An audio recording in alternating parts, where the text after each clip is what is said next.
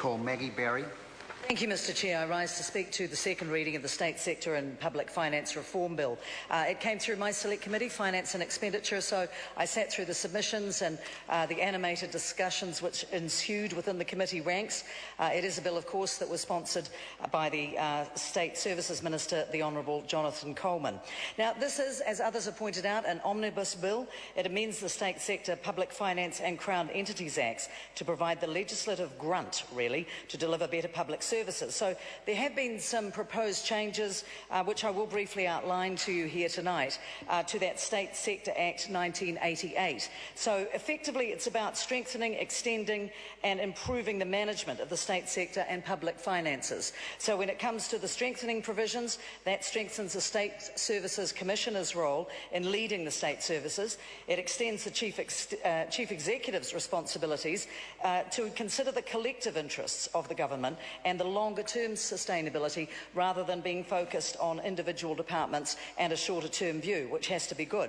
Also, it improves governance across the system, which is part of this national John Key-led government overall thrust to improve the sector.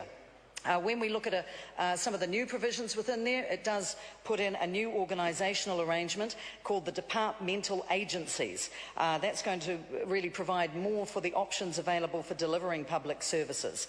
So, I mean, among the more contentious aspects that were considered by the Finance and Expenditure Select Committee and certainly exercised the attention of a lot of the submitters were around that issue of redundancy, which other speakers have spoken of.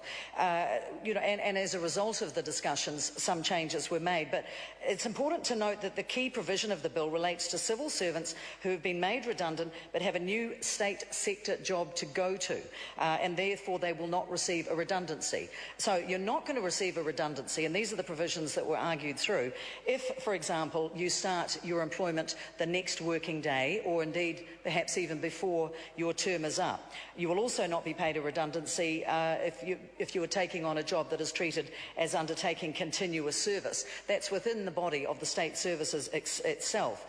You also have to have had comparable duties and responsibility to the current job. So you can't really have been employed as someone who works here in Parliament and then suddenly be expected to go out and man the roads somewhere. There has to be a comparable set of skills, and that has to be matched. Perhaps some might argue that there are a match of skills in that, but there's not enough time in a debate of this kind to go into that. But having a collective package of terms and conditions that are no less favourable than apply to the current position has been spelt out. Also, you can't be expected to travel very long distances for the job that you're doing. So these are the kind of provisions that the submitters who came to us were very keen to have.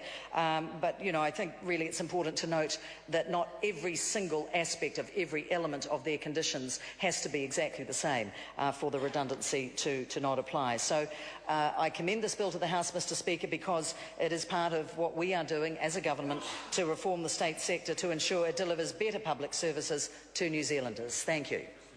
The Honourable Phil Goff. And it's my pleasure to